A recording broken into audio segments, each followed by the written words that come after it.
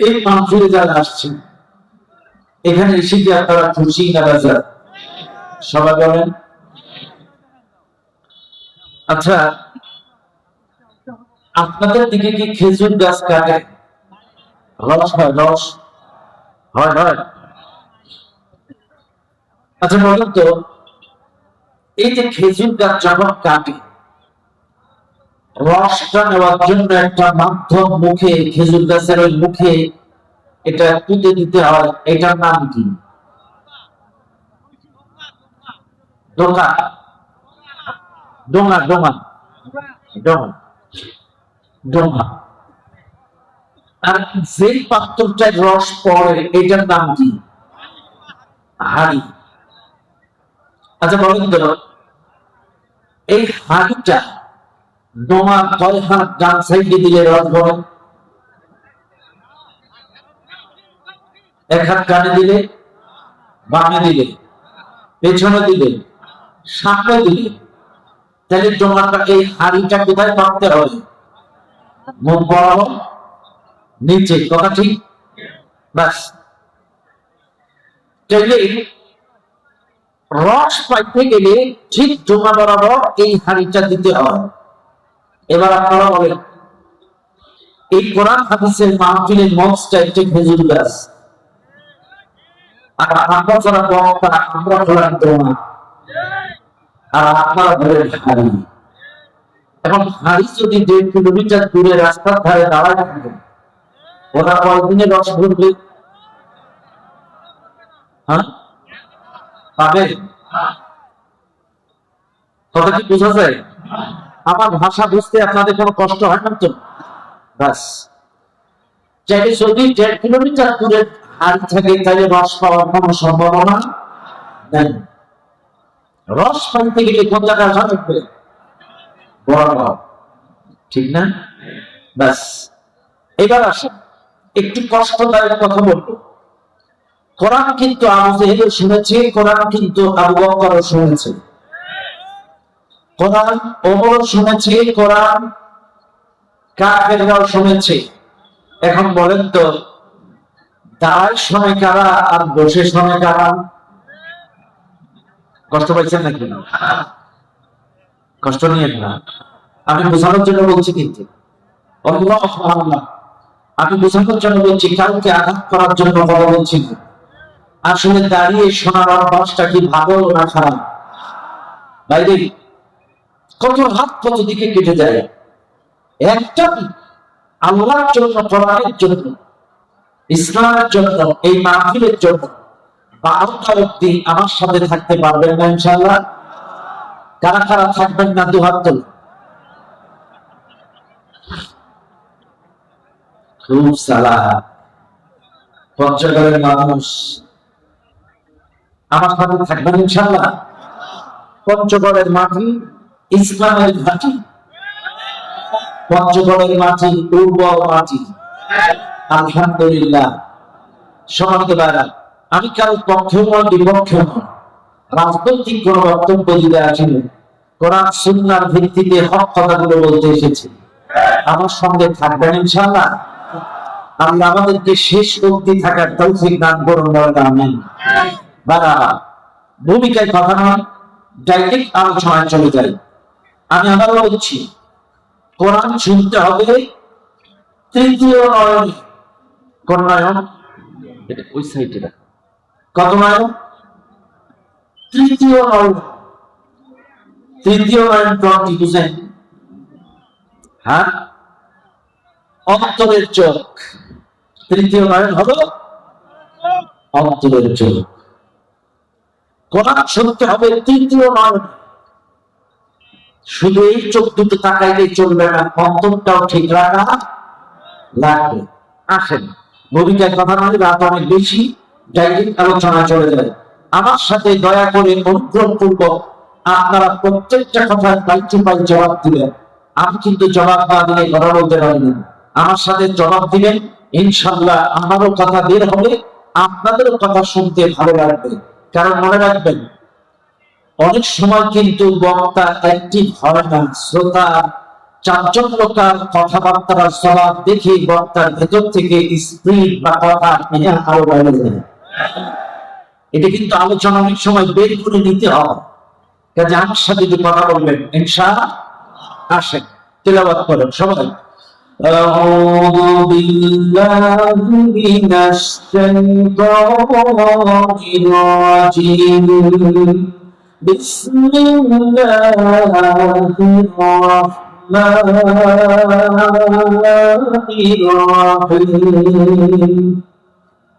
إن الله عنده علم الساعة وينزل الغيث ويعلم ما في الأرحام وما تدري نفس ماذا تكسب غدا وما تدري نفس بأي أرض تموت إن الله عليم خبير صدق الله العظيم সূরাটির নাম লুকমান। ইন্না লিল্লাহ। সূরাটির নাম কি সবাই বলেন? লুকমান। সূরাটি কোরআনুল কারীমের 114টি সূরার মধ্যে 31 নম্বর সূরা। এই সূরাটা নাযিল হয়েছে মক্কায়। সূরাটির মোট আয়াত সংখ্যা 34, রুকু সংখ্যা 4। এই সূরাটার 34 নম্বর আয়াত আমি আপনাদের সামনে তেলাওয়াত করেছি। এই মাহফিলে যারা আছেন প্রত্যেকটা কথা মনোযোগ দিয়ে খেয়াল করেন। ওয়াজ কিন্তু মুখস্থ করে যাওয়া লাগবে। আমি এত দূর থেকে বাংলাদেশের এক প্রান্ত থেকে আর এক প্রান্তে এসেছি, কাজে কিছু কিন্তু এখান থেকে নিয়ে যাওয়া লাগবে। একটা মেসেজ, একটা শিক্ষা এই মাহফিল থেকে নিয়ে যাওয়া লাগবে। তাহলে আমার সঙ্গে বলেন, সূরাটার নাম কি? নাযিল হচ্ছে কোথায়? আয়াত সংখ্যা কত? 34। রুকু সংখ্যা কত? 4। আমি তেলাওয়াত করেছি কত নাম্বার আয়াত? 34 নাম্বার আয়াত। এখন আসেন, কোন আয়াতের তাফসীর জানতে গেলে, বুঝতে গেলে আগে জানতে হয় শানে নজুল। আয়াতটি কোথায় নাযিল হলো, কেন নাযিল হলো, স্থান, কাল, পাত্র, প্রেক্ষাপটটা যদি জানা যায়, শানে নজুলটা যদি জানা যায়, আলোচ্য আয়াতের মূল বিষয়বস্তু আইনার মতো ক্লিয়ার হওয়া যায়। এখন আসেন, এই কোরআনের 114টি সূরার কোন কোন সূরা নাযিল হয়েছে মক্কায়, কোন সূরা নাযিল হয়েছে মদিনায়। তৎকালীন সমসাময়িক সমস্যার আলোকে এক একটি সূরা, এক একটি আয়াত আল্লাহ তাআলা নাযিল করে তৎকালীন সমস্যার সমাধান দিয়েছেন। এখন আমি যে আয়াতটি তেলাওয়াত করলাম, এই আয়াতটি কোন প্রেক্ষাপটে নাযিল হলো, কিসের ভিত্তিতে নাযিল হলো, এটার কারণ কি, নাযিল হওয়ার কারণ কি? প্রত্যেকটা আয়াত নাযিল হওয়ার একটা কারণ আছে, একটা সূরা নাযিল হওয়ার কারণ আছে। আমি যে আয়াতটি তেলাওয়াত করছি, এটার নাযিল হওয়ার কারণ কি? মক্কার গ্রামের অঞ্চলের একজন সাহাবী, প্রত্যন্ত অঞ্চলের একজন সাহাবী, এই সাহাবীটার নাম ছিল হারিস ইবনে হাফসা রাদিয়াল্লাহু তাআলা। কি নাম বলেন? হারিস ইবনে হাফসা রাদিয়াল্লাহু তাআলা। এই গ্রামীণ অঞ্চলের সাহাবীটি রাসূলুল্লাহর খেদমতে আসলেন। নবীজির খেদমত করতে করতে করতে করতে করতে করতে করতে করতে করতে করতে হঠাৎ একদিন রাসূলকে বলছেন, ইয়া রাসূলুল্লাহ, আমি আপনাকে কয়েকটি প্রশ্ন করতে চাই। কি প্রশ্ন? হুজুর, আমার এক নম্বর প্রশ্ন, কিয়ামত কখন হবে, কোন দিন হবে, কোন সময় হবে, এটা আমি জানতে চাই। 2 নম্বর প্রশ্ন, এই যে বৃষ্টি বর্ষণ হয়, এই বৃষ্টি কখন, কোথায়, কোন এলাকায় বর্ষণ হয়, বৃষ্টির টাইম টেবিলটা জানতে চাই। 3, আমি বাড়ি থেকে আসার সময় আমার স্ত্রীকে গর্ভবতী অবস্থায় দেখে এসেছি। আমার স্ত্রীর গর্ভে যে বাচ্চাটা আছে, এটা ছেলে, আমি জানতে চাই। 4 নম্বর প্রশ্ন, আমি আগামীকাল কোথায় যাবো, কি খাবো, আমার রিজিকে কি লেখা আছে, এটা জানতে চাই। 5 নম্বর প্রশ্ন, আমার জন্ম হয়েছে কোন জায়গায়, আমার মৃত্যুটা কখন, কোথায়, কোন অবস্থায় লেখা আছে, এটা জানতে চাই। কয়টা প্রশ্ন? সবাই বলেন। এই প্রশ্নের জবাব কি আমার রাসূলের মুখস্থ আছে? রাসূল কি গায়েব জানেন? অদৃশ্যের খবর তিনি জানেন না। আল্লাহ যতটুকু তাকে জানিয়েছেন ততটুকু তিনি জানেন, এর বাইরে কিছু না। এখন হারিস ইবনে হাফসা রাদিয়াল্লাহু তাআলা রাসূলুল্লাহকে যখন এই প্রশ্ন করলেন, মুহূর্তের ভিতরে এই হারিস ইবনে হাফসা প্রশ্নের জবাবে আল্লাহর পক্ষ থেকে ওই মুহূর্তের বর্ণায় এই 34 নাম্বার আয়াতটা রাসূলুল্লাহর কাছে নাযিল হয়ে গেল। আল্লাহ পাক এই আয়াতটি নাযিল করে দিয়ে একটি আয়াতের মধ্যে 5টা প্রশ্নের জবাব দিয়ে দিলেন। একটা আয়াতের ভিতরে 5টা প্রশ্নের জবাব আল্লাহ তাআলা দিয়ে দিলেন। কি সেই 5টি প্রশ্নের জবাব শুনবেন আপনারা? সবাই শুনবেন ইনশাআল্লাহ। তাহলে 1 নম্বর প্রশ্ন কিয়ামত, 2 নম্বর প্রশ্ন বৃষ্টি, 3 নম্বর প্রশ্ন স্ত্রী গর্ভের বাচ্চা আসবে না নেই, আর 4 নম্বর প্রশ্ন আগামীকাল কোথায় যাবে, কি খাবে, রিজিকে কি লেখা আছে, আর 5 নম্বর প্রশ্ন হলো আমার জন্ম হয়েছে কোন জায়গায়, মৃত্যুটা কখন, কোথায়, কোন অবস্থায় হবে, এই মৃত্যুর খবরটা জানা। এই 5টা প্রশ্ন যখন করেছে হারিস ইবনে হাফসা রাদিয়াল্লাহু তাআলা প্রশ্নের জবাবে এই আয়াতটি নাযিল করে আল্লাহ তাআলা জবাব দিলেন। এখন বলেন, প্রথম প্রশ্ন কিয়ামত আর শেষ প্রশ্ন হচ্ছে মৃত্যু। এবার বলেন তো, আমি যদি একটু আজকের এই প্রশ্নের জবাবগুলো, আমার একটা অভ্যাস আছে, আমি কখনো ওয়াজ বাঁধায় রাখি না, যা বলি বোঝায় বলি, ফিনিশিং দিয়ে মানুষকে ক্লিয়ার করে সাবজেক্টটা বোঝানোর চেষ্টা করি। তবে আজকে যে একটি তেলাওয়াত করেছি, আমি আজকে একটু ভিন্ন কায়দায় আপনাদেরকে বোঝাবো। আমি 1 2 3 4 5 1 থেকে 5 মাঝে আমি 5 4 3 2 1 আমি উল্টা 5টা প্রশ্নের জবাব আমি আজকে আপনাদেরকে দেব। 5টা প্রশ্নের জবাবই দিব, তবে উল্টা জবাব দিব। 1 নম্বর 5 নম্বর প্রশ্নের জবাব। হারিস ইবনে হাফসা নবীকে প্রশ্ন করলেন, ইয়া রাসূলুল্লাহ, ইয়া হাবিবাল্লাহ, আমার 5 নম্বর প্রশ্ন, হুজুর আমার জন্ম হয়েছে কোন জায়গায় আমি জানি, আমার মৃত্যুটা কখন, কোথায়, কোন অবস্থায়, কোন জায়গায় লেখা আছে আপনি একটু বলেন। মনে রাখবেন দুনিয়ার মানুষ, 5 নম্বর প্রশ্ন, আমার জন্ম হয়েছে কোথায় আমি জানি, আমার মৃত্যুটা কখন, কোথায়, কোন অবস্থায়, কোন জায়গায়, কোন হালতে লেখা আছে আপনি একটু বলেন। আল্লাহ কোরআন জবাব দিচ্ছেন, ওয়া তাদরি নাফসুম বিআইয়ি আরদিন তামুত। কার মৃত্যু কখন, কোথায়, কোন অবস্থায়, কোন হালতে, কোন স্থানে হবে, এইটা আল্লাহ ছাড়া এই পৃথিবীর কেউ জানে না। কার মৃত্যু কখন, কোথায়, কোন অবস্থায় হবে, এটা একমাত্র কে জানে? আল্লাহ। বাইরে আজকে কোন জায়গায় যাচ্ছে, কার পিছনে ছুটছে, কার পিছনে ঘুরঘুর করছে, কাকে গালি দিচ্ছে, কাকে অমানুষ, কাকে এটা সেটা, এর বাচ্চা তার বাচ্চা, কত মিথ্যা কর্ম কিছু করে আজকে কার পিছনে ক্ষমতার বাবা দেখাচ্ছে। আরে আল্লাহুম্মা বিসমিকা আমুতু ওয়া আহইয়া, এই ঘুমের দোয়াটা করে আমরা সবাই ঘুমাই না? মনিটরে সাউন্ড কমাই দিছে কিন্তু। মনে রাখবেন প্রত্যেকটা কথা, এই ঘুমের দোয়া করে আমরা ঘুমালাম, ঘুম ভাঙলে সকাল, না ভাঙলে কথা না ভাঙলে পরকাল। ইস, আজকে মানুষ কি মনে করে, একটু তাকান না মুখে হাত দিয়ে, কোন দিকে কথা বলবে। এই যে গত 2 দিন আগে আমাদের একজন বক্তা সাইদি সাহেবের, আল্লাহ শহীদ দেওয়ার হোসেন সাইদি রাহিমাহুল্লাহ, ভাগিনা নামে একজন বক্তা ছিলেন, মাওলানা নুরুল ইসলাম কাসেমি। ইনি গত 2 দিন লিভার সিস হয়ে মারা গেছেন ঢাকার এক হসপিটালে। আর এখান থেকে 10 দিন আগেও কিন্তু তিনি মাহফিল করেছেন, 10 দিন আগেও তিনি ওয়াজ করেছেন।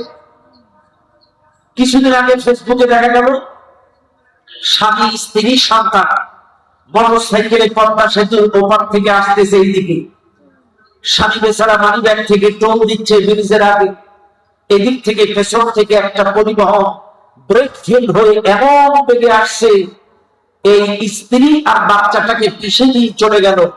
আর স্বামী বেচারা কোন দিচ্ছে দাঁড়ায়।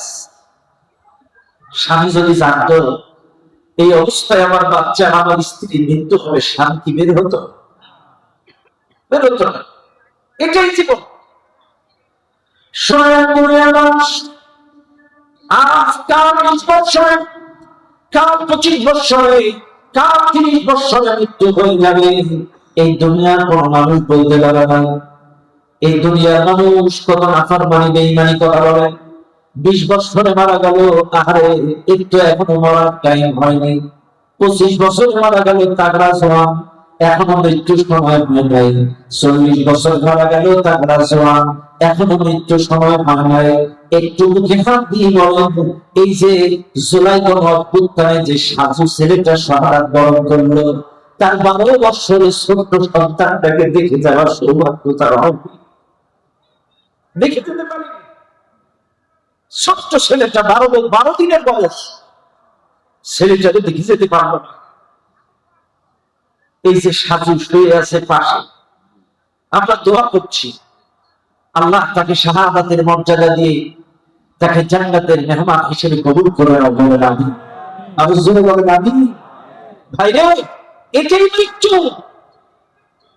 কার 25, কার 30, কার 40 মৃত্যু হবে, এটা কোনো কথা না। আল্লাহ কোরআন وما كان لنفس أن تموت إلا بإذن الله كتابا مؤجلا।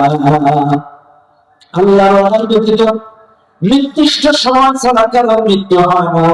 আর মৃত্যুর সময় যখন আসে, আইনামা তাকুনু ইদরিকুমুল মাউত ওয়ালাউ কুনতুম ফি বুরুজিন মুশাইয়াদা। মৃত্যুর সময় যখন আসবে, তুমি শুধুমাত্র দুর্গের ভেতরে থাকো না কেন, প্রাসাদের ভেতরে থাকো না কেন, আইসিতে থাকো আর সিসিতে থাকো, যেখানেই থাকো না কেন, মৃত্যু তোমাকে পাকড়াও করবে। আর মৃত্যুর সময় যখন এসে যাবে, ডাক্তার কেন কি ডাক্তার কবিরাজ তবুও ডাক্তার করেন না কেন, ডাক্তার মানুষকে বাঁচাইতে পারে না। শুনলাম দুনিয়ার মানুষ, আল্লাহ কোরআন বলেন ইদা জা আজালুহুম লা ইস্তাখিরুনা সাআতান ওয়া লা ইস্তাকদিমুন। মৃত্যুর সময় যখন এসে যাবে, 1 সেকেন্ড কমানো বা বাড়ানোর ক্ষমতা দিদি কাউকে দেওয়া হবে না। আরে আজকে দুনিয়ার মানুষ দুনিয়া দুনিয়া দুনিয়া দুনিয়া করে আজকে পাগল। কে কত কামাই করতে পারে, কে কত ইনকাম করতে পারে, টাকার পেছনে দুনিয়ার মহে মানুষ আজকে ছুটে চলেছে। মৃত্যুর খবর একটু তার মাথায় নাই, একটু তার চিন্তা নাই। আমাকে মৃত্যুবরণ করা লাগবে, আজ হোক কাল হোক আমাকে কবরে যাওয়া লাগবে, এতটুকু এতটুকু তার বিশ্বাস তার পরিবার ভিতরে নাই। আরে দুঃখে মুখটা ভেসে যায়। দুর্নীতির দুনিয়ায় লক্ষ লক্ষ টাকার বাড়ি, কোটি কোটি টাকার সম্পদ সম্পত্তি, কিচ্ছু সামনে যাবে না, কিচ্ছু সামনে যাবে না। কাফনের কাপড়ে কোনো প্রবেশ নেই। আমরা আশ্চর্য হয়ে যাই। গতকালকে গত 16 বছরের স্বৈরাচার শাসক শেখ হাসিনা তার অগ্রণী ব্যাংকের দুইটা লকার জব্দ করেছে প্রশাসন। অগ্রণী ব্যাংকের 2টা লকার ভেঙে 832 ভরি স্বর্ণ খুঁজে পাচ্ছে। 832 ভরি স্বর্ণ। আচ্ছা, একটা মেয়ে একটা বৌমা, এত সোনা লাগবে কোন জায়গায়? একটা বৌমা আর একটা মেয়ে, 832 ভরি স্বর্ণ পাওয়া গেছে এক ব্যাংকের 2টা লকারে, যার বর্তমান বাজার মূল্য 178 কোটি টাকা। 178 কোটি টাকা যার বর্তমান বাজার মূল্য। কি হবে? কোন জায়গায় নিয়ে যাবেন? আর 832 ভরি স্বর্ণ সারাটা জীবন 16 বছরে করেছে এই জামাত আসি, এই জামাত আর বিএনপি, এরাই দেশটায় লুটি লুটি খাইছে। সারা জীবন কি করছে? জামাত বিএনপি দেশটা লুটে লুটে খাইছে, যার এক ব্যাংকের 832 ভরি স্বর্ণ এখনো তো অন্য জায়গায় খোঁজ নেই। কথা আরে কি করবেন, কিছুই সঙ্গে যাবে না। আমি আশ্চর্য হয়ে যাই, মানুষের কি পরিমাণ লোভ আর চাহিদা। হাজার হাজার কোটি টাকা, 178 কোটি টাকা স্বর্ণ 832 কোটি, সে কয় বছর গায়ে দিবে। ইস, মানুষের একটু মৃত্যুর চিন্তা নেই, একটু মৃত্যুর চিন্তা নেই। ভাইরে দেখেন না আমার কথা, একটু আপনারা বুকে হাত দিয়ে বলেন, এই যে গত 16 বছরে যারা পালায় গেল, হাজার হাজার কোটি টাকা বিদেশে পাচার করলো, ভাই একটা মানুষের কত টাকা লাগে, কত টাকা লাগে একটু দেখেন তো, খেয়াল করে। মনে করেন আপনি 1 সপ্তাহের জন্য ঢাকা যাবেন, আপনি 3টা জামা, 3টা প্যান্ট, 2টা লুঙ্গি আর প্রয়োজনীয় টাকা পয়সা নিয়ে আপনি ঢাকায় গেলেন। 1 মাসের জন্য আপনি ঢাকায় যাবেন, 1 মাসের জন্য আপনি দেশের বাইরে যাবেন। এই তুমি কি খেয়াল করছো, অতিরিক্ত বাড়ি খাচ্ছে বাইরে? একটু খেয়াল করো শোনা। হ্যাঁ, মনে রাখবেন 1 মাসের জন্য যদি কেউ বাইরে যায়, মনে রাখবেন দুনিয়ার মানুষ 1 মাসের জন্য বাইরে গেলে আপনার প্রয়োজনীয় কাপড় চোপড়, টাকা পয়সা আপনি ব্যাগ লাগেজ গোছায় নিয়ে যান। 1 সপ্তাহের জন্য বাইরে গেলে গুছিয়ে নিয়ে যান।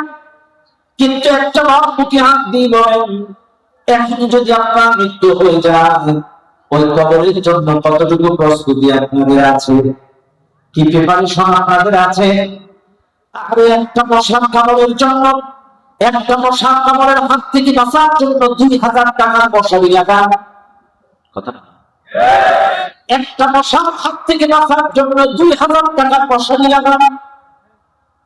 কিন্তু কবরে তো কোনো মশারি নাই, কবরে তো কোনো খাট নাই, কম্বল নাই, লেপ নাই, কম্ফর্টার নাই, এসি নাই, বাল্ব নাই।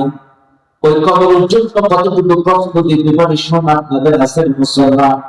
আল্লাহ কোরআন বলেন, ওয়া তাদরি নাফসুন বিআইয়ি আরদিন তামুত, কার মৃত্যু কখন কোন জায়গায় কোন অবস্থা হবে আমরা ছাড়া এই দুনিয়ায় কেউ বলতে পারে না। ও দুনিয়ার মানুষ, আল্লাহ কিন্তু মানুষের শুরুটা দেখবে না, আল্লাহ দেখবে মানুষের শেষটা। আপনার শেষটা যদি নামাজরত অবস্থায় হয়, আপনার শেষটা যদি সিজদারত অবস্থায় হয়, আপনার শেষটা যদি ইমানের হালতে হয়, শেষটা যদি কোরআন প্রতিষ্ঠায় আল্লাহ দ্বীন কায়েমের জন্য শাহাদাতের মৃত্যু হয়ে যায়, আপনার শেষটা যদি আল্লাহর পথে দ্বীনের পথে হয়ে যায়, আপনার শেষটা যদি মদিনায় হয়, আপনার শেষটা যদি মক্কায় আল্লাহর ঘর তওয়াফ করতে গিয়ে যদি হয়, ইমানের হালতে যদি মৃত্যু হয়, যে অবস্থায় মৃত্যু হবে সেই অবস্থায় কিয়ামতে উঠবে। শুনুন দুনিয়ার মানুষ, আপনি যদি জুয়া আড্ডায় মারা যান, জুয়া খেলতে খেলতে উঠবেন। যদি জেনার আড্ডায় মারা যান, পরকীয়া করতে যেয়ে মারা যান, পরকীয়া করতে করতে কিয়ামতে উঠবেন। যদি গাঁজা খাইতে খাইতে মারা যান, মদ খাইতে খাইতে মারা যান, মদ খাইতে খাইতে উঠবেন। যদি আপনি জেনার আড্ডায়, মদের আড্ডায়, জুয়ার আড্ডায় মারা যান, ওই অবস্থায় কিয়ামতে উঠবেন। আর যদি আল্লাহ দ্বীনের পথে শাহাদাতে মৃত্যু হয়ে যায়, রক্তমাখা জামানি আল্লাহর রাস্তায় উঠবেন, আল্লাহ কিয়ামতে উঠবেন। সিজদারত অবস্থায় যদি মৃত্যু হয়ে যায়, তবে মনে রাখবেন দুনিয়ার মানুষ, ৫ম নাম্বার কথা হলো, প্রশ্ন হলো, কার মৃত্যু কখন কোন জায়গায় কোন অবস্থায় হবে আল্লাহ ছাড়া কেউ জানে না। এখন আসেন, আমি কিছুক্ষণের জন্য আপনাদেরকে একটু মৃত্যু সম্পর্কে একটু ধারণা দেই। মনে রাখবেন দুনিয়ার মানুষ, কে কতটা নেক আমল করেছেন আমি জানি না, কার জীবনে কতটুকু গুনাহ আছে তাও আমি জানি না, কিন্তু শুনে নেন, এই মুহূর্তে কথার কথা আজরাইল আপনার জানটা কবজ করে ফেললো। ওয়াজাআত সাকরাতুল মাউতি বিল হক, যালিকা মা কুনতা মিনহু তাহিদ। মৃত্যুর যন্ত্রণা সত্য, মৃত্যুর যন্ত্রণা থেকে কেউ রেহাই পাবে না। আপনার জানটা কবজ করে আজরাইল যখন নিয়ে যাবেন, আপনজন প্রিয়জন আপনাদের গোসল দিবে, কাফনের কাপড় পরাবে, কাফনের কাপড় পরায়া কবরের মধ্যে যখন রেখে আসবে, সামান্য কিছুক্ষণের জন্য একটু আপনাদেরকে কবরের জিন্দেগিটা ঘুরায় নিয়ে আসি। শোনেন দুনিয়ার মানুষ, কবরের বাস্তব আপনাদের চিত্রটা একটু কয়েকটা মিনিটের জন্য ফিরিয়ে নিয়ে যায়। চোখ বন্ধ করেন, যদিও আমার দিকে আপনাদের নজর আছে, কিন্তু কিছুক্ষণের জন্য কবরের জিন্দেগিতে যায়, চলেন ঘুরে আসি। আল্লাহ ফেরেশতারা কবরে আপনার আপনজন প্রিয়জন যখন মাটি চাপা দিয়ে রেখে আসবেন, মুহূর্তের মধ্যে আল্লাহ ফেরেশতা দুইজন চলে আসবেন, আপনাকে জীবিত করবেন। শুনেন আজকের পঞ্চগড়ের মানুষের কবরের মধ্যে একটা পরীক্ষা হবে, ফিজিক্যালি পরীক্ষা, আর তিনটা প্রশ্ন হবে মৌখিক প্রশ্ন। আমি আবারও বলছি, একটা পরীক্ষা হবে ফিজিক্যালি পরীক্ষা, আর তিনটা প্রশ্ন হবে মৌখিক পরীক্ষা। ফিজিক্যালি পরীক্ষাটা কি হবে? আল্লাহ ফেরেশতারা যখন তোমাকে তুলবেন, তোমার পরে যখন আল্লাহ ফেরেশতারা প্রশ্ন করবেন তোমার রবকে, প্রশ্ন যখন করবে, এই প্রশ্ন করার সঙ্গে সঙ্গে যেই বান্দাকে কবরে উঠাবে, আমি আবার বলি শোনেন, রাত 10টায়, রাত 12টায়, রাত 3টায়, সকাল 6টায়, সকাল 10টায়, সকাল 12টায়, দুপুর 12টায়, যেই টাইমে মারা যাবে না কেন, ওকে যখন কবরে রাখা হবে, ওই কবরের সময়টা হবে আসর টু মাগরিব। আমি আবারও বলছি, যাকে যেই টাইমে মাটি দিক না কেন, আমাদের দিকার সকাল দিকার দুপুর নাই, কবর যখন ফেরেশতারা আপনাকে উঠাবে, ওই সময়টা হবে আসর টু মাগরিব। কারণ আপনাকে একটা পরীক্ষা নেওয়ার জন্য এই সময়টা আসর টু মাগরিব হবে। ফেরেশতারা যখন আপনারে তুলবে, আল্লাহ ফেরেশতারা যখন প্রশ্ন করবে, আল্লাহর বান্দা যদি প্রকৃত অর্থে নামাজি হয়ে থাকে, আল্লাহর বান্দা বলবে, ও ফেরেশতারা, তোমাদের সব প্রশ্নের জবাব বলে ওই যে আসলে রক্ত চলে যাচ্ছে, আগে আমাদের প্রচুর পানি দাও, নামাজটা আদায় করে। চিৎকার করে বলেন সুবহানাল্লাহ। আল্লাহর বান্দা যদি নামাজি হয়ে থাকে, প্রকৃত অর্থে ইসলামে যদি 5 ওয়াক্ত নামাজ জামাতে আদায় করে থাকে, আসর টু মাগরিব কবরের মধ্যে তার সময়টা হবে সূর্যটা পশ্চিম আকাশে হেলে থাকবে। আসর টু মাগরিবে যেমন সূর্যটা পশ্চিম আকাশে থাকে, একই অবস্থা হবে। আল্লাহ বান্দা বলবে, ফেরেশতারা, সব প্রশ্নের জবাব আমি দিব, আমাকে একটু পানি দাও, আগে আসরের নামাজটা আদায় করে নেই। যদি আপনি পানি চান, ওযু করা লাগবে না, নামাজও পড়া লাগবে না, এই ওযুর পানি যারা চাইবে তারা পাস। নামাজও পড়া লাগবে না, ওযুও করা লাগবে না, এই পানিটা চাইলেই মনে করবে কি এ নামাজ। কথাটা দেখি, আজ যারা নামাজ পড়ে নাই, ফজর কাটাইছে ঘুমে, যোহর কাটাইছে কামে, আসর কাটাইছে খেলায়, মাগরিব কাটাইছে হেলায়, এশা কাটাইছে আইপিএল আর বিপিএল খেলায়, এদের কি কোনো অর্থ মনে থাকবে? ফজরের ক্ষণ গেল পরনি নামাজ, যোহরে ডুবেছিলে নিয়ে শত কাজ। ফজরের ক্ষণ গেল পরনি নামাজ, যোহরে ডুবেছিলে নিয়ে শত কাজ। হেলাই খেলাই গেল সোনার কাজ, হেলাই খেলাই গেল সোনার কাজ, মাগরিব পড়লে না নামাজি সাজ। ফজরের ক্ষণ গেল পরনি নামাজ, যোহরে ডুবেছিলে নিয়ে শত কাজ। ঠিক না বলছি? বাইরে নামাজ পড়েন তো আপনারা? পড়েন পড়েন। আচ্ছা, নামাজ পড়বেন না কেন? কেন পড়বেন না নামাজ? কোন হুজুর কি আপনাকে বলিনি নামাজ না পড়লে তার কি শাস্তি হবে? আচ্ছা, এই মাহফিলে যারা আছেন, একটা মানুষ আমার সাথে বলেন তো, আপনার মায়ের অথবা আপনার স্ত্রী যখন রান্না করে চুলার মধ্যে 5 মিনিট হাত রাখতে পারবেন, কেমন একটা লোক হাত তোলেন? 5 minute, 4 minute, 3 minute, 2 minute, 1 minute পারবেন না? সত্যি পারবেন না? আচ্ছা, বাদ দিলাম। আচ্ছা, জাহান নামে যাবেন কারা? হাত তোলেন তো। কেউ যাবেন না? আচ্ছা, বাদ দিলাম। তাহলে আপনারা বলেছেন কেউ জাহান্নামে যাবে না, আবার চুলার মধ্যে কেউ 1 মিনিট হাত রাখতে পারবে না। কিন্তু রাসূল বলেছে, কেউ যদি ইচ্ছাকৃতভাবে 1 ওয়াক্ত নামাজ কাজা করে, 1 ওয়াক্ত নামাজ কাজা করে, তাকে জাহান্নামে 80 হুব্বা জাহান্নামের আগুনে জ্বলা রাখবে। 80 হুব্বার ব্যাখ্যা এদেশের ওলামায়ে কেরাম এটার একটা ব্যাখ্যা করেছে, 80 হুব্বা সমান 2,88,000 বর্ষ। এইবার আপনারা বুকে হাত দেন, এক ওয়াক্তের কাজা নামাজ যদি 2,88,000 হয়, আপনারা বুকে হাত দিয়ে একটু বলেন তো, আপনার বয়স এখন 40, 30, 50, জীবনে কত ওয়াক্ত নামাজ কাজা করছেন?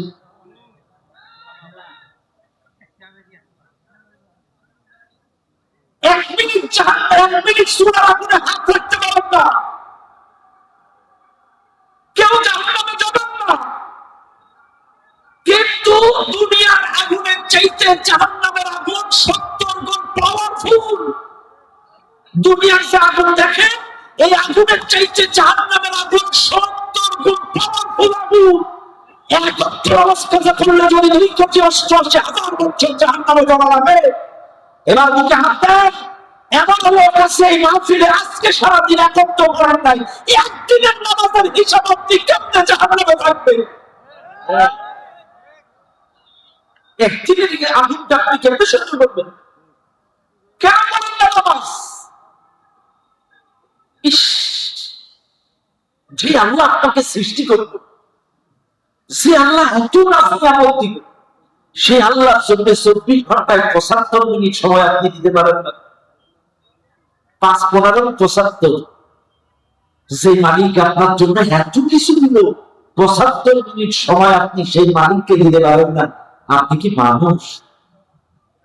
কতগুলো না। ইস, শোনা মানুষ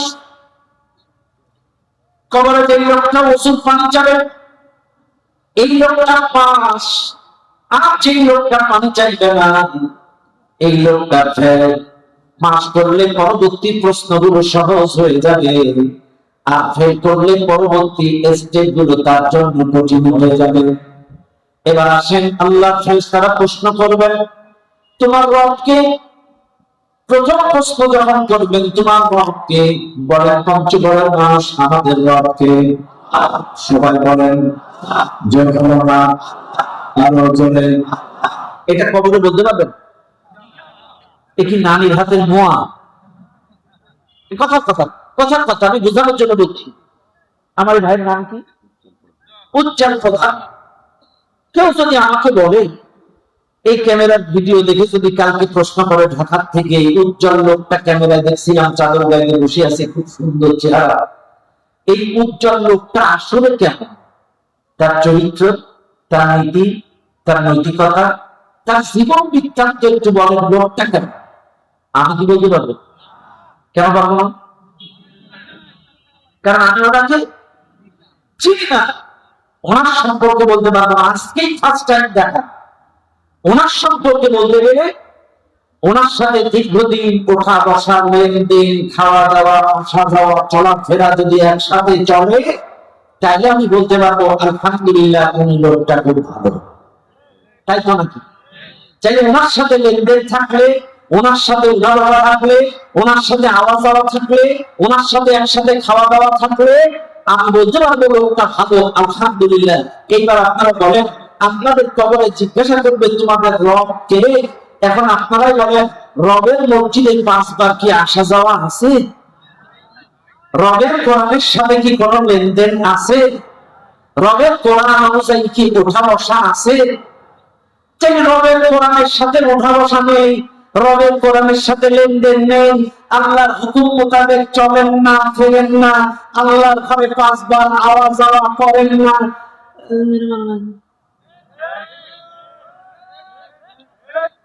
কথা বুঝলেন আমার কথা?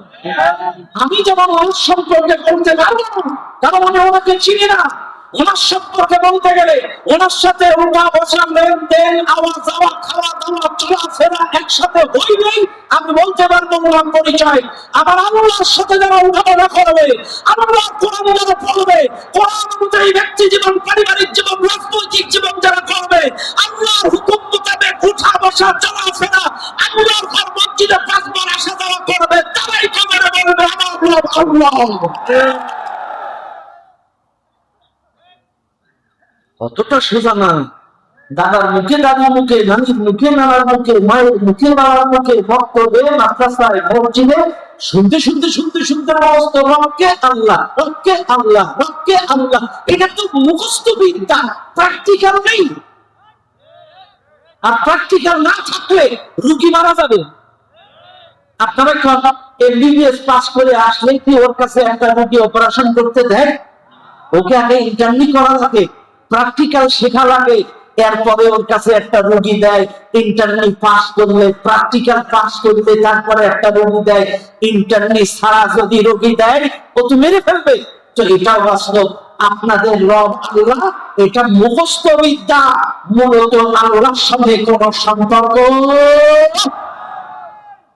দৈনন্দিন 5 বার আল্লাহ ঘরে আসা যাওয়া করেন, দৈনন্দিন আল্লাহ কোরআনটা পড়েন, দৈনন্দিন আল্লাহ কোরআনের অর্থ করেন, আল্লাহ হুকুম অনুযায়ী, আদেশ নিষেধ অনুযায়ী চলেন, এ কোরআন অনুযায়ী ব্যক্তি জীবন করেন, এ কোরআন অনুযায়ী পারিবারিক জীবন করেন, এ কোরআন অনুযায়ী গোটা সমাজটা করার চেষ্টা করেন। এই রবের সাথে যদি লেনদেন আদান প্রদান থাকে, চাইলেই তো আপনি বলবেন আমার না আমার রব। আমার কথা ক্লিয়ার? তাহলে রবের সাথে উদাহরণটা লাগবে, রবের সাথে লেনদেন করা লাগবে, রবের কোরআন পড়া লাগবে, রবের কোরআন প্রতিষ্ঠা করা লাগবে। ক্লিয়ার?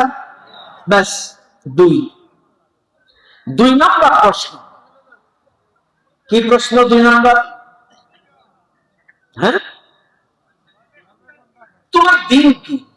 দিন সম্পর্কে প্রশ্ন করবে। বলেন তো দিন কি? সবাই বলেন। আচ্ছা, এবার বলেন ইসলাম মানে শান্তি। ইসলাম মানে শান্তি, এই জন্যই তো আপনাদের এই অবস্থা। ইসলাম মানে হলো আত্মসমর্পণ। ইসলাম মানে কি? আত্মসমর্পণ। আর মুসলিম মানে আত্মসমর্পণকারী। আসলামা ইসলিমু ইসলামান ফাহুয়া মুসলিম। শুনে নেন, আবার বলছি, মুসলিম মানে আত্মসমর্পণকারী। এখানে যারা আছেন, কে কোন দল করেন আমি জানি না, কিন্তু আমরা সবাই মুসলিম এটা দাবি করি। ও ভাই, থানার একটা পুলিশ যদি এলাকায় আসামি ধরতে আসে, এই আসামি যদি সিপাই সুপাই গলিতে গলিতে দৌড়ায় দৌড়ায় যদি সুযোগ না পায় পালানো, তখন দেখবে এটা মানে কি? আত্মসমর্পণ। এই আত্মসমর্পণ করলো, হাতে হ্যান্ডকাপ লাগালো, আর ওই হ্যান্ডকাপ লাগানোর পর থেকে যতদিন ও সেলখানায় থাকবে, ব্যক্তি ইচ্ছায় চলতে পারবে না। কোর্ট কাছারি আইন আদালত যেভাবে চালাবে ওকে সেইভাবে চলতে হবে। আইনের ইচ্ছা মতো, আদালতের ইচ্ছা মতো, কোর্টের ইচ্ছা মতো ওকে চলতে হবে। ব্যক্তি স্বাধীনতা কোর্টের মধ্যে সেলখানায় থাকে না। এটা যেমন বাস্তব, এর নাম আত্মসমর্পণ। ঠিক তেমনি করে এই বাংলাদেশে যারা মুসলিম দাবি করবে, এদেরকে আল্লাহর কাছে আত্মসমর্পণ করতে হবে। আর যারা আল্লাহর কাছে আত্মসমর্পণ করে, তারা ব্যক্তি ইচ্ছায় ব্যবসা করতে পারবে না, তারা ব্যক্তি ইচ্ছায় চাকরি করতে পারবে না, তারা ব্যক্তি ইচ্ছায় রাজনীতি করতে পারবে না, ব্যক্তি ইচ্ছায় সমাজ চালাতে পারবে না, ব্যক্তি ইচ্ছায় বিচার করতে পারবে না। যা করবে আমার আল্লাহর আইন, ইচ্ছা, হুকুম মোতাবেক করবে। এর নাম হলো মুসলিম, এর নাম হলো মুসলিম। নাম মুসলিম। দাদা মুসলমান, বাপ মুসলমান, মা মুসলমান, আমি মুসলমান। অতটা সোজা না। মুসলিম মানে আত্মসমর্পণকারী। আপনাকে আল্লাহর কাছে সারেন্ডার করতে হবে। আল্লাহ যেভাবে বলেছে, কোরআন যেভাবে বলেছে, সেইভাবে চলতে হবে, সেইভাবে ব্যবসা করতে হবে, সেইভাবে চাকরি, সেইভাবে রাজনীতি, সেইভাবে অর্থনীতি। এক কথায় আত্মসমর্পণ যদি করেন, ব্যক্তি ইচ্ছায় চলা যাবে না, চলতে হবে কার ইচ্ছায়। এর নাম মুসলিম। এবার আসি, কবরে প্রশ্ন হবে তোমার দিন কি? ইসলাম। বিশ্বাস করেন, কবরে যে প্রশ্নটা হবে, এই ইসলাম হচ্ছে ইসলামী জীবন ব্যবস্থা। এই ইসলাম কি? তোমার দিন কি? দিন শব্দের অর্থ আনুগত্য, দিন শব্দের অর্থ বিচার দিবস, দিন শব্দের অর্থ একনিষ্ঠ ইবাদত, দিন শব্দের অর্থ ইসলামী জীবন ব্যবস্থা, দিন শব্দের অর্থ রাষ্ট্রীয় আইন। আমি আবার বলছি, শুনে নেন। আমাদের দেশের হুজুররা বলে দিন মানে নামাজ, অথচ দিনের কাজ করো, যা করো করো করো করো করো করো করো, অন্তত নামাজ করো। কথা যা করো করো করো করো করো করো করো করো করো, অন্তত নামাজ করো। এটাই দিন, দিনের কাজ করো। দিন মানে ইবাদত, দিন মানে রাষ্ট্রীয় আইন, দিন মানে ইসলামী জীবন ব্যবস্থা, দিন মানে বিচার দিবস, দিন মানে আনুগত্য। আমি আবারও বলছি, আর কবরে যে প্রশ্নটা করা হবে, এই দিনের অর্থ হলো ইসলামী জীবন ব্যবস্থা। আর এই ইসলামী জীবন ব্যবস্থার জবাব দিবে তারা যাদের ব্যক্তি জীবনে ইসলাম ছিল, পারিবারিক জীবনে ইসলাম ছিল, অর্থনৈতিক জীবনে ইসলাম ছিল, রাজনীতিতে ইসলাম ছিল, গোটা জিন্দেগিতে যাদের ইসলাম ছিল। এবার আমার সাথে বলেন, আপনি বুকে হাত দেন, ওই প্রশ্নের জবাব দিতে পারবে কারা? আমি আপনাদের ধরায় দিচ্ছি, কবরে যেই দিন সম্পর্কে প্রশ্ন করবে, এই প্রশ্নের জবাব দিতে পারবে তারা যাদের ব্যক্তি জীবনে ইসলাম ছিল, যাদের পারিবারিক জীবনে ইসলাম ছিল। রাগ করবেন না, আমার ব্যক্তি জীবনে ইসলাম আছে, কিন্তু আমার পারিবারিক জীবনে বউ পর্দা করে না, আমার মেয়ে পর্দা করে না, আমার ছেলে নামাজ পড়ে না, আমার বউ নামাজ পড়ে না, আমার মেয়ে নামাজ পড়ে না, আমার পরিবারের মধ্যে ইসলাম নাই। বাদ দিলাম। আচ্ছা, এবার আসেন অর্থনীতিতে যাই। অর্থনীতিতে ইসলাম আছে? আছে? আছে? আচ্ছা ভাই, এখানে যারা আছেন, কার বাবা আছে আর কার বাবা নেই আমি জানি না, কিন্তু বলেন তো কার বাবা খারাপ, একটা লোক হাত তোলেন তো। হ্যাঁ, খারাপ বাবা এরকম কেউ নেই। আচ্ছা বলেন, আমাদের বাবা তাদের ভালো, তারা হাত তোলেন। সবার বাবা ভালো, হাত তোলেন, সবাই তোলেন। যাদের বাবা ভালো, হাত তোলেন, হাত তোলেন। চাইলে আমাদের সবার বাবা হাত না। এবার বলেন, সবার বাবা ভালো বাবা, তাহলে ঘুষ খায় কার বাবা?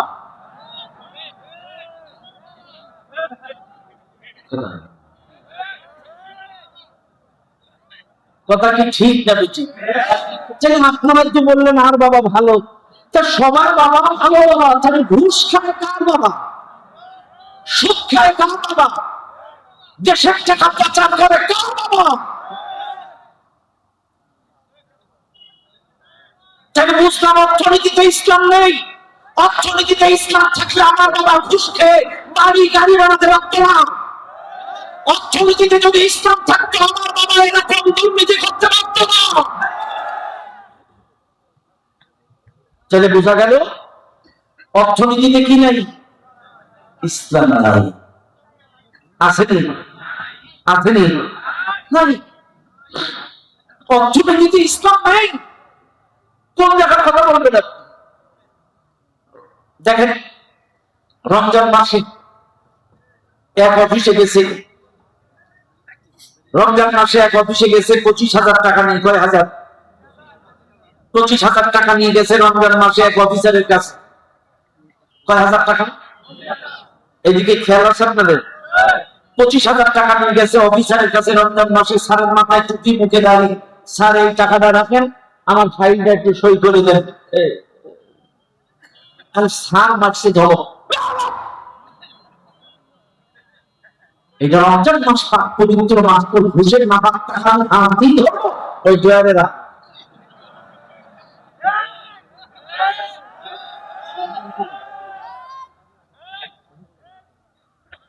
এরকম পরস্পর আছে না? মনে আছে আপনাদের?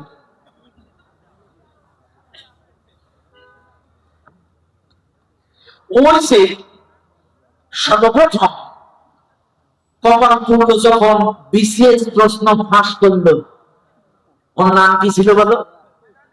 আহমেদ আলী। কি সুন্দর দাড়ি,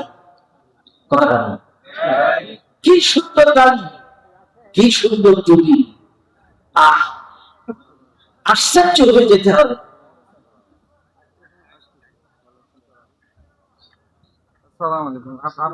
ভালো আছেন? বসেন। মনোযোগ আছে আপনাদের? আছেন আমার সাথে? থাকবেন আমার সাথে? সমস্যা নাই তো? চলবে? চলবে? কতক্ষণ চলবে? সারা রাত করে না ফজরের সময়?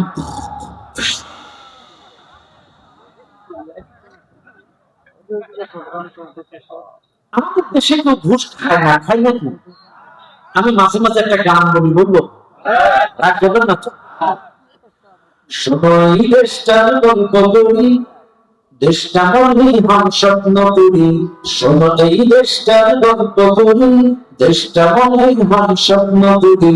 সুদখোর ঘুষখোর মদখোর জুয়াখোর হেতা আছে ভরি ভরি, হেতা আছে ভরি ভরি। শোনো এই দেশটার গল্প করি। এ দেশে অসৎ কামাই কেউ করে না, তবে সুযোগ পেলে ঘুষের টাকা কেউ টেবিলের নিচ থেকে হাত বাড়িয়ে কালো টাকাটা নেই ছাড়িয়ে। করছে ওরা বড় দেশের চুরি, দেশের চুরি। শোনো এই দেশটার গল্প করি। এ দেশে বেপরোয়া হয় কেউ চলে না, তবে পাকে পাকে জোড়ায় জোড়ায় সারা। এ দেশে মিথ্যা কথা কেউ বলে না, তবে মিথ্যা ছাড়া মামলা মোকদ্দমা। গত 16 বছরে কিন্তু ইবলিস বাংলাদেশে ছিল না। জম্মান্দ কুমিল্লার এক ব্যক্তি জেলখানায় হাজিরা দিতে আসছে গাছ কাটা মামলা বাসা। মামলা হয়েছে কত? আসামি মামলা হয়েছে সিলেটে, আসামি হয়েছে কত? শয়তান বলছে আমি আর এদেশে শয়তানি করবো কোথায়? যে ইংলিশও 16 বছর বাংলাদেশে ছিল না। কথা যে মিথ্যা মামলা দেশের মানুষের গুরু চাপাইছে রে আল্লাহ, শয়তানটা শয়তানি করবো কোথায়? যে দেশে সিলেটে কোনো ধরনের পঞ্চগড়ে আসামি হয়, আমি এই দেশে থাকতাম না।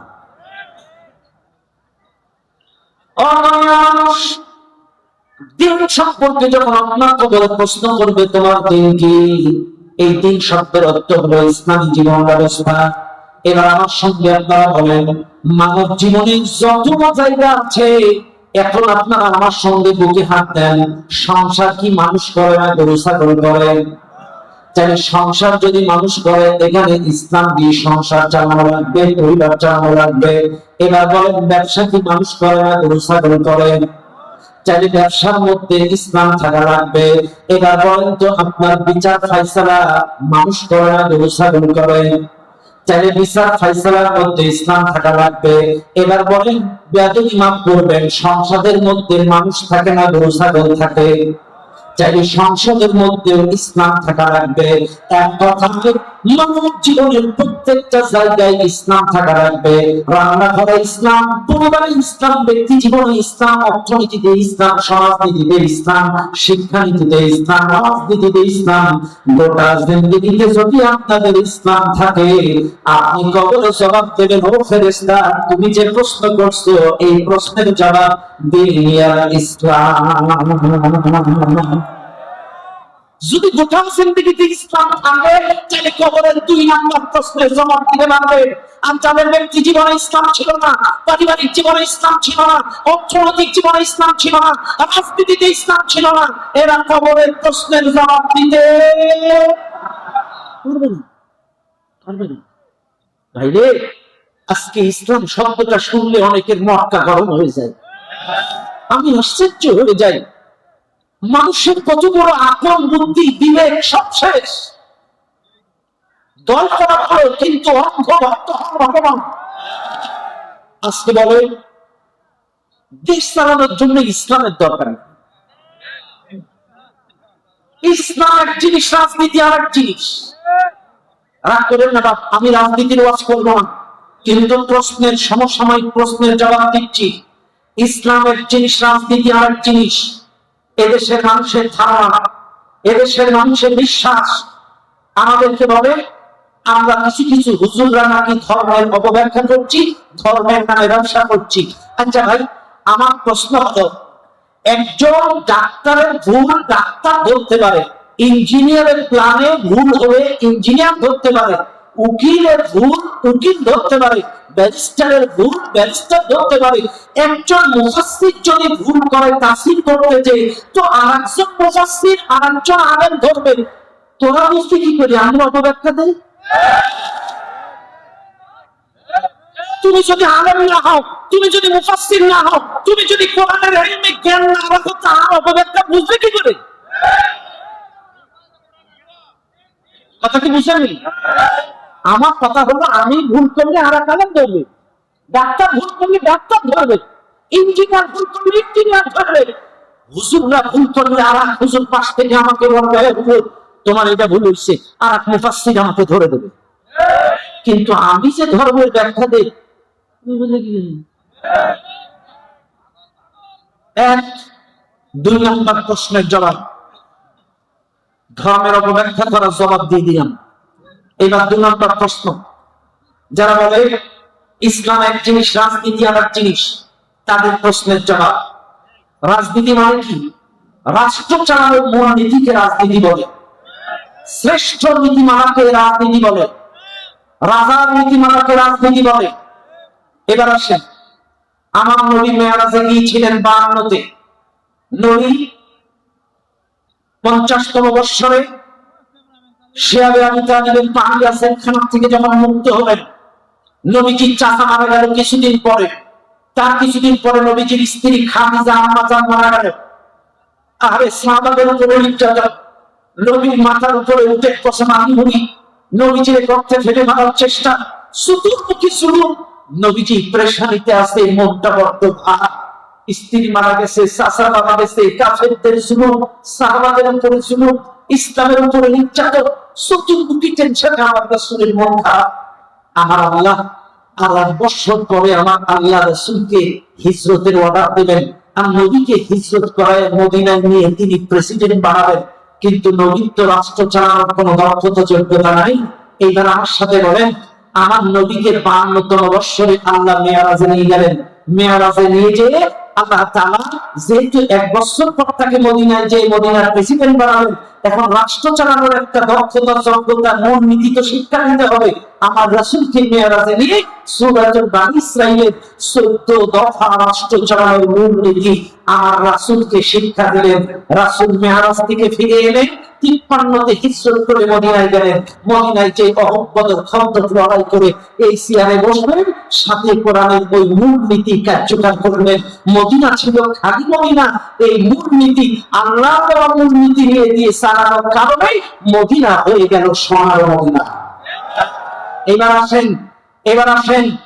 আসেন প্রেসিডেন্ট জিয়াউর রহমান যদি রাষ্ট্র চালানোর কারণে রাজনীতিবিদ হয়, এরশাদ চাচা যদি রাষ্ট্র চালানোর কারণে রাজনীতিবিদ হয়, শেখ মুজিবুর রহমান যদি রাষ্ট্র চালানোর কারণে রাজনীতিবিদ হয়, ম্যাডাম হাসিনা যদি রাষ্ট্র চালানোর কারণে রাজনীতিবিদ হয়, ম্যাডাম খালেদা জিয়া যদি রাষ্ট্র চালানোর কারণে রাজনীতিবিদ হয়, এবার বলেন নবী যে 10 বছর রাষ্ট্র চালালো, নবী কি রাজনীতিবিদ না? এই যদি কেউ বলে ইসলামের রাজনীতি নেই, ও আসলে পাগল। তুমি প্রেসিডেন্ট জিয়াকে রাজনীতিবিদ মানো রাষ্ট্র চালানোর কারণে, এরশাদকে রাজনীতিবিদ মানো রাষ্ট্র চালানোর কারণে, আমার নবী 10 বছর রাষ্ট্র চালাইছে কোরআন দিয়ে। আমার নবী হলো রাজনীতিবিদ, কথা বলার ঠিক না বেটে? এটা অস্বীকার করার সুযোগ নেই। আপনি রাসূলের দাড়ি মানবেন, টুপি মানবেন, সুফা মানবেন, পাগড়ি মানবেন, আর রাসূল 10 বছর রাষ্ট্র চালাতো, এটা মানবেন না? আরে বাপ্পা, মানলে রাসূলুল্লাহ সব মানতে হবে।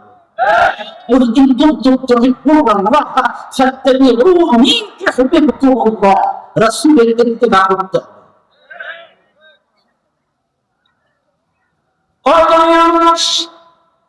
কথাই কথা বলে যাই।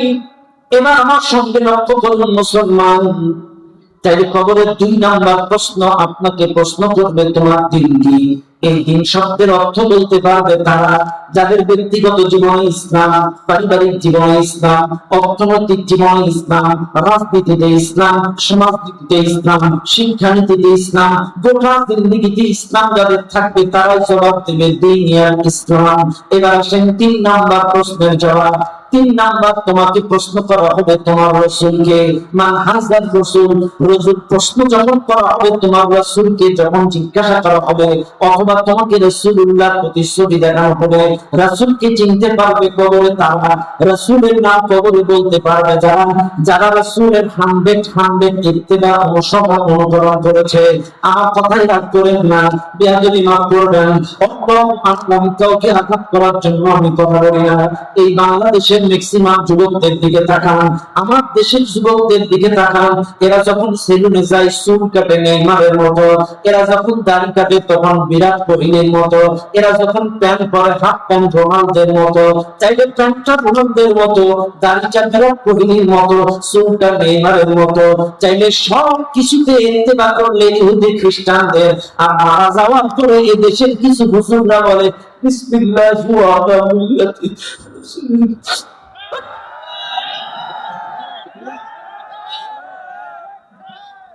তোমার দাড়ি রবিন হুডের মতো, তোমার চুল নেইমারের মতো, তোমার প্যান্ট রোনালদোর মতো, তোমার অনুসরণ অনুকরণ কথাবার্তা সভ্যতা সংস্কৃতি সব ইহুদি খ্রিস্টানদের সাথে মিল।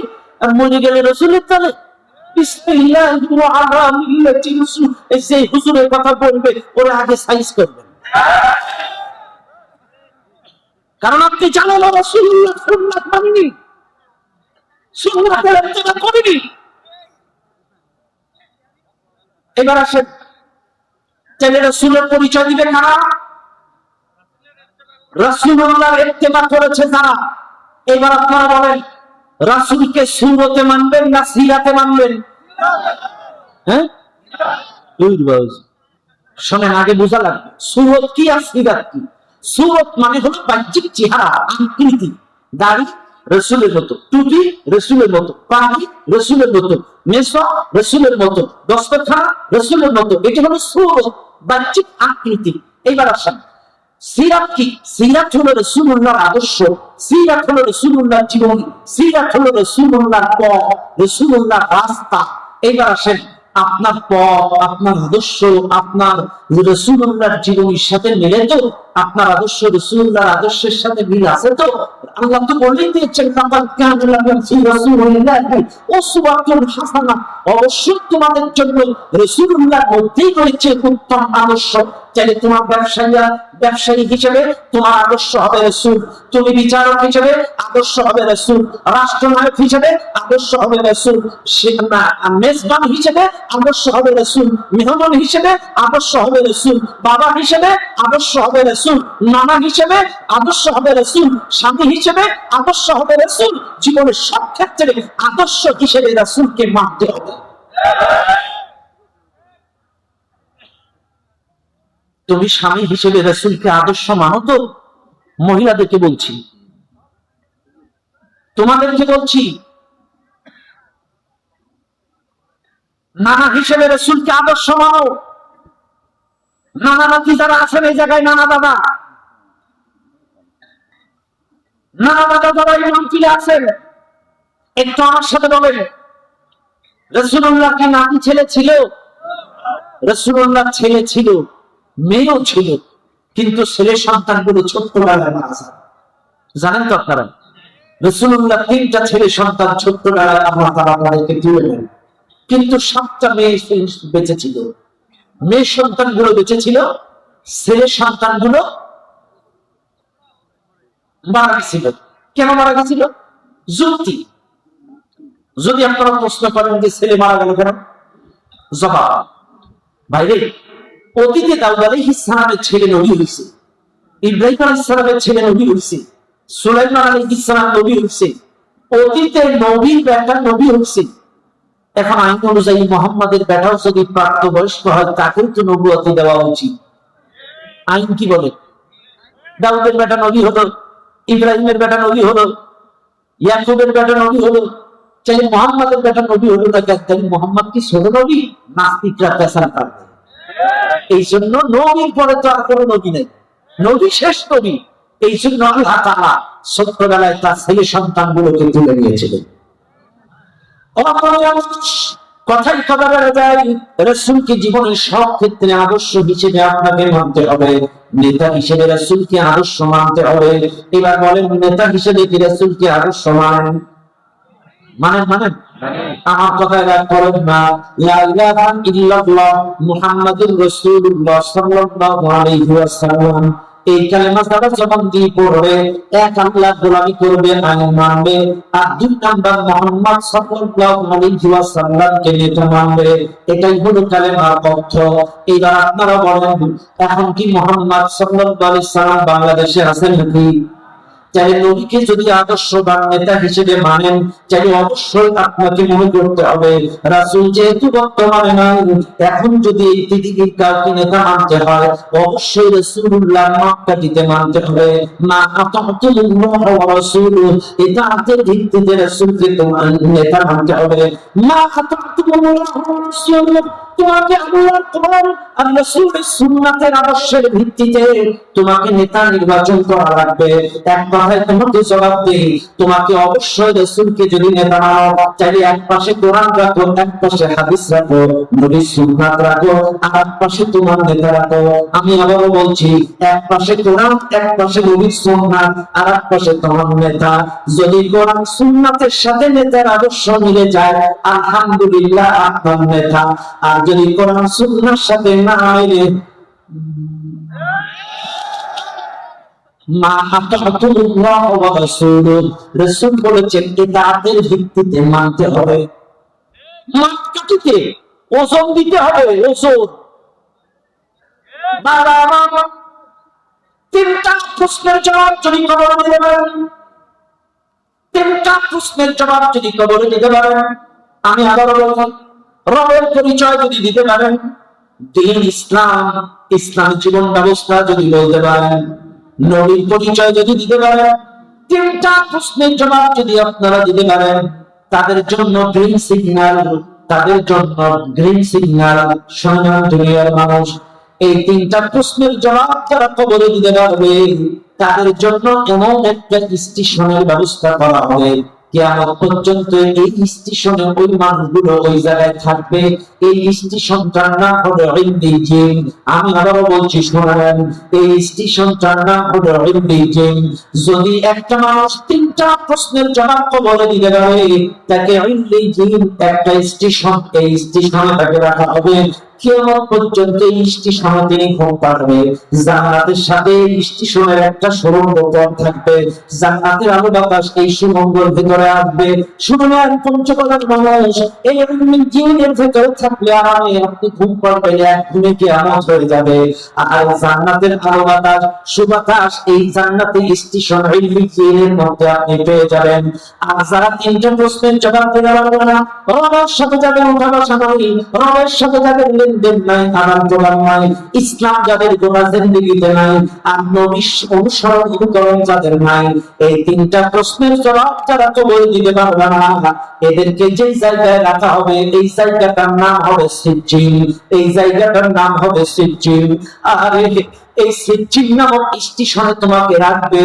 এই সিজ্জিনটা এত ভয়ানক জায়গা হবে, এটা একটা স্টেশন ওই সকল মানুষদের জন্য যারা প্রশ্নের জবাব দিতে পারবে না।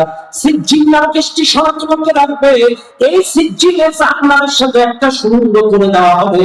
জাহান্নামের আযাব, গজব, চিৎকারের আওয়াজ এই সুড়ঙ্গ গঠন করতে এই ঘরের মধ্যে রাখবে। আর এই সিজ্জিনের মধ্যে এক একজন ব্যক্তির জন্য 99টা সাপ বরাদ্দ করা হবে। শুনে নেন পঞ্চগড়ের মানুষ, সাপ দেখলে ভয় পান, কিন্তু কবরের মধ্যে আপনার জন্য যে সাপটা দিবে, এই সাপটার নাম হবে তিন্নি। আমি আবারও বলি, আপনার কবরের মধ্যে ওই সিজ্জিন নামক স্টেশনে যে সাপ আপনার জন্য বরাদ্দ হবে, এক একটা ব্যক্তির জন্য 99টা সাপ বরাদ্দ হবে। এক একটা ব্যক্তির জন্য 99টা সাপ বরাদ্দ হবে। একটা সাপের 7টা করে মাথা হবে। শুনলেন দুনিয়ার মানুষ, আজকে নামাজ পড়লো, কোরআন পড়লো, ইসলাম পড়লো না, আল্লাহর দ্বীন অনুযায়ী চলো না, কোরআন মোতাবেক চলো না, কিন্তু শোনাও, কবরের ওই সিজ্জিন নামক স্টেশন 99টা সাপ যে দেওয়া হবে, এক একটা সাপের 7টা করে মাথা, এক একটা সবল ওই ব্যক্তিকে মারবে, গোটা দেহের রক্ত চামড়া মাংসগুলো ঝলসে পড়ে যাবে, আবার পুনর্গঠন হবে, আবার সবল দিলে আবার রক্ত মাংস চামড়া গুলো ঝলসে যাবে, আবার পুনর্গঠন হবে, আবার সবল দিলে, এভাবে কিয়ামত পর্যন্ত 99টা সাপ তোমাকে দংশন করবে। অন্যান্য রিওয়ায়াতে পাওয়া যায় কবরের মাটির দুই প্রান্তে চলে যাবে, এমন ছোট একটা সাপ দিবে, এই পাঁচড়ার হাত, একটা হাত আর একটার মধ্যে ঢুকে যাবে, এই সাপ সবল মারবে, এক একটা মানুষ 70 গজ মাটির নিচে চলে যাবে, আবার তাদেরকে ধরে ধরা হবে। কিয়ামত পর্যন্ত এই কবরের মধ্যে তোমাকে এইরকম নির্যাতন নিপীড়ন তোমাকে করা হবে। এই জন্য তুমি মানুষ, ওয়া তাদরি নাফসুন বিআইয়ামিন তামুত, কার মৃত্যু কখন কোথায় কোন অবস্থায় হবে কেউ জানে না। চলে আসেন কবরের পূর্ব প্রস্তুতি নেন, রবের সাথে লেনদেন করেন, রবের হুকুম অনুযায়ী চলেন, জীবনের সব ক্ষেত্রে ইসলাম অনুযায়ী চলেন এবং রাসূলুল্লাহ ইত্তিবা অনুসরণ করেন। এই 3টা প্রশ্নের জবাব যদি দিতে চান, প্র্যাকটিক্যালে আসেন। আল্লাহর কসম, মুখস্থ বিদ্যা কাজে লাগবে না যদি প্র্যাকটিক্যালি আমলে না থাকে।